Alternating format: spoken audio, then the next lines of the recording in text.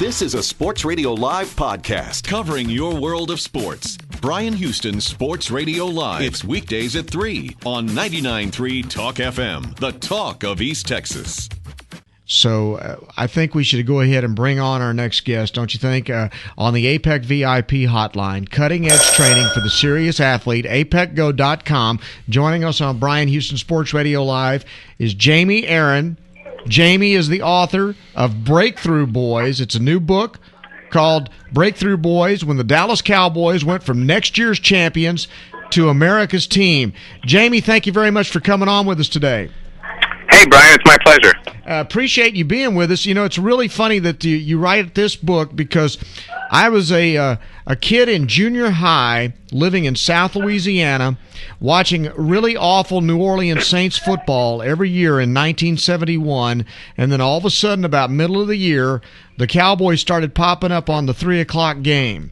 And I started watching every after, and part of it was because my last name was Houston and my dad was from Texas, so I had an affinity for the Cowboys to begin with, but I got hooked on NFL football watching the 71 Cowboys. I think I could name every guy on the starting roster, and we think about the significance of this team. I want to know, first of all, why you wrote this book about this particular edition of the Cowboys.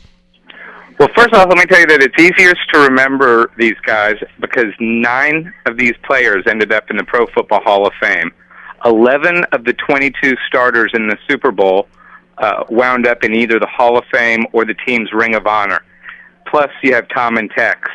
So the talent is phenomenal. But there actually is a pretty good backstory to this. I cover the Cowboys for the AP. I have since '99. I've written other books about this team and about the franchise. And I wrote a book several years ago called Best Dallas-Fort Worth Sports Arguments. And I got to make up all the questions and the answers to the debates. And one of the debates was, what was Tom Landry's best team? So he won 2 Super Bowls. He went to 5 Super Bowls, but he only won 2. Right. Quote-unquote only. And so that made it real easy to pick between those 2. But I didn't want to just go with the default answer of 77 because that's what everybody says. Right. I started to do some research. And the more I researched this team, the more fascinated by it I was. I knew about Dwayne Thomas going off the reservation one year. Mm-hmm. I knew about the Morton Staubach quarterback shuttle and the whole dilemma. I knew about the opening of Texas Stadium. I knew about the era when Dallas was the city of hate, and the city was torn by racial strife. But I really didn't realize until then that all these things lined up. And I kind of always had it in the back of my mind that I wanted to do something with this. And last year, for the 50th anniversary of the team, I put out a coffee table book called Dallas Cowboys: The Complete Illustrated History. And in doing that, I wrote up stories on all 50 seasons and all the great games and great players. And I don't know, in doing it, every time I came across anything about 71, it really kind of ramped up the engine again. And so when we finished that book, I went to the publisher and said, look, I think that this story has never really been written. There was a book called Winning the Big One that came out a year or 2 after they won it, but it was written by a guy who was one of the beat writers, and it was really... He was the guy, Steve Perkins. He was a phenomenal writer, phenomenal reporter. Yeah. And he was the guy who coined the term next year's champions. But what I was aiming to write was a completely different kind of view, and it was something that had never been done before. And I really feel like I struck gold in the sense that the material was even better than I expected it to be. And everybody who's read the book has pretty much told me the same thing, that they knew a lot of these stories, but never to this level of detail. And seeing how it played out, how it unfolded, is really fascinating. And another important thing to note is really, this was so early in the NFL. This was really where pro football was starting to become America's game. In fact, in late October of that year is when the first night World Series game was played. Wow. 1971. I mean, that just shows you where we were in the spectrum of time. This was year 2 of Monday Night Football. Mm-hmm. I mean, there's so many things. I feel like every few pages you stumble into something you either didn't know or you only knew a little bit about. Did you know that a player died on the field in an NFL game? I don't remember that. In fact, I think the guy had East Texas roots. I believe he went to college. His name was Chuck Hughes. Okay. And in 1971, he was playing for the Detroit Lions. He was a receiver. And in a game against the Bears, he died of a heart attack on the field. Wow. And Dick Butkus was the player closest to him, and he came over and stood over him. And everybody in the stadium just figured, Butkus laid out another one. But then he started jumping up and down and going crazy and, calling over the trainers. Apparently he saw the guy having a seizure or whatever. And they carried him off the field, and the last 2 minutes of the game were played in stunned silence at Tiger Stadium. And the reason why that comes into the story is that the following week, the Cowboys were playing the Bears after they had been so shell-shocked. And then a few days after that, George Andre, a starting defensive lineman for the Cowboys, he thought he was having a heart attack. No, and so he rushed himself to the hospital. You figure, well, if an NFL player can have a heart attack in the game, if I'm feeling chest pains, maybe I'm having a heart attack. Yeah. I know I'm being a bit long-winded here, but I want to throw out one more thing. Today is an awesome anniversary. I have a Facebook page, facebook.com/BreakthroughBoys, where I list a lot of these anniversaries. 40 years ago today, this was happening. Today is the day that Landry named Staubach the starter. Wow. See, and that's what I want to talk about. But to me, that is the story of this team, because you think about what would have happened to the Dallas Cowboys franchise had Tom Landry chosen to go the other direction, because at that point, and I'm telling you this from memory because I watched this, when the Cowboys lost to the Bears on the game where Landry shuttled Staubach and Morton in play after play after play for the entire. By the way, that was on Halloween. I love that nugget. It figures. That game they lost. They were 4-3 at that point, and then Landry makes the decision to go with Staubach the rest of the way. And had he decided to choose Morton over Staubach, the Dallas Cowboys would be the St. Louis Cardinals or the Arizona Cardinals now, don't you think? It's very possible. I mean, that's what's so fascinating. It always devalues, to me, it devalues the whole story of the book if you say, well, they were 4-3 in midseason, he picked Staubach, they don't lose again, Staubach's the MVP of the Super Bowl. The story is so much more complex than that.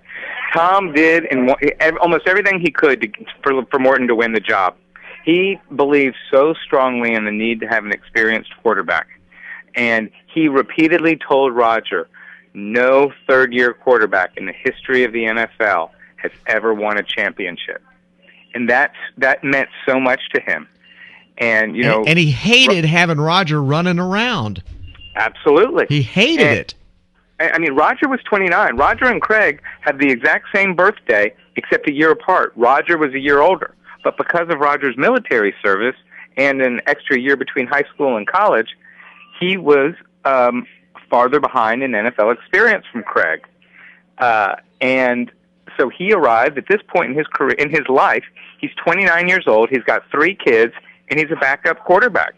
So he was already the All-American boy from what he had done. I mean, it's so incredible. Married his high school sweetheart, won the Heisman Trophy, goes into the military to serve his commitment, spends time in Vietnam. Then he comes back to the Cowboys and he's a backup. But he was still doing all the things in the community. He was the model citizen, even though he was the backup. And he was dazzling when he got in there. But Landry just had trouble trusting him. And he finally decides, well, I basically have nothing to lose. And really, by every performance marker, Roger was ahead of Craig. Mm-hmm. And the locker room was divided. There were guys who liked the comfort of that Craig Morton provided. The running backs especially loved it because he would rather trust them than throw the ball. You talk. I think we mentioned briefly Super Bowl V. Morton threw interceptions on 3 of his last 6 passes in that game. Oh, it was dreadful, and got booed unmercifully. Yeah. There's a great story that on the day that Texas Stadium opened, Morton goes into the game late and he gets booed. And after the game, LBJ was there, and he comes into the locker room with Clint Murkison, the team founder and owner at the time, and Clint introduces LBJ to Craig, and Craig looks up at him and says, "You weren't the one leading the boos, were you?"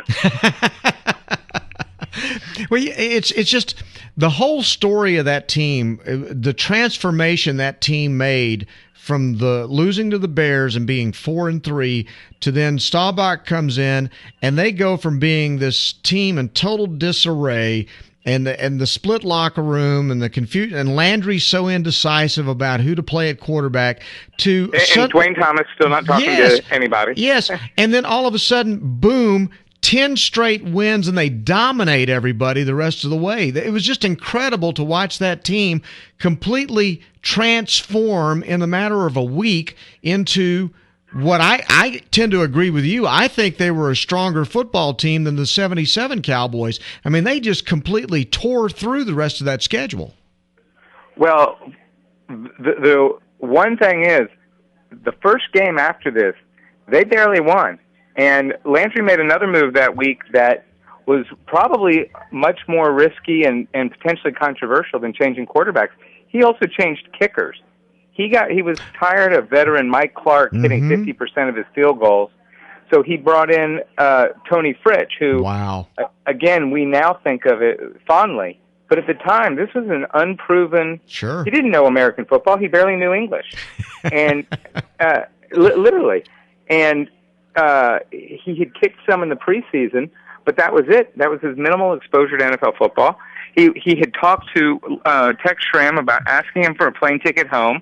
Landry completely planned, but the whole thing about needing experience, he wanted Fritsch to spend a whole year watching and learning American football before putting him into a game. But now he had to trust him. And sure enough, this first game with Roger, there's a play in there where the point in the game where the Cardinals are leading and they had a chance to extend their lead, and there was a penalty that wiped the play off, and then there was a turnover, and the Cowboys, Pat Toomey either caused or recovered the fumble, and the Cowboys get the ball back, and they get close, and then Fritsch goes out there to kick the winning field goal in the final minutes, and the guy named Larry Stallings, the defensive player for the Cardinals, is jumping up and down and screaming obscenities at Fritsch, telling him, you're going to choke, you loser, etc. And Dave Edwards of the Cowboys says, "Oh, shut up. He doesn't understand you anyway." And Fritsch makes the kick. But from there, the Cowboys start to build the confidence. They rally around Roger.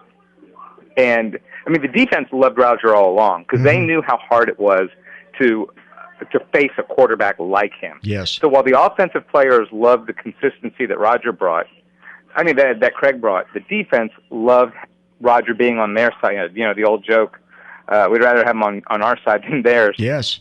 And they started to grow and build from there. They went through a stretch late in the season that they were just absolutely pummeling people. Joe Namath comes back from a 18-month injury absence. I remember. Makes his first start.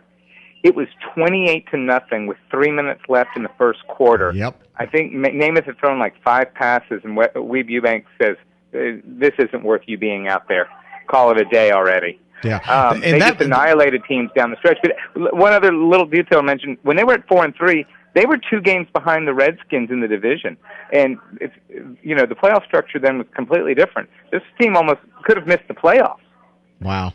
And I remember, too, that was the year they opened Texas Stadium, and I remember Ike Thomas ran the opening kickoff back for a touchdown, and then I think he ran the opening kickoff back in the next game for a touchdown as well. I think it was the game before and then that one. It was the Giants and then the opener of the Texas Stadium where they had 2 consecutive ball games where Ike Thomas ran the kickoff back 100 yards for touchdowns in those games. He had never done it in his life at any level, and then he does it in back-to-back weeks in the NFL. The Cowboys have still never had back-to-back in any game, and he did it on the opening kickoff of consecutive games. Crazy. And then, like I said, then you get into the Calvin Hill, Dwayne Thomas thing, and Dwayne Thomas and all his weird behavior.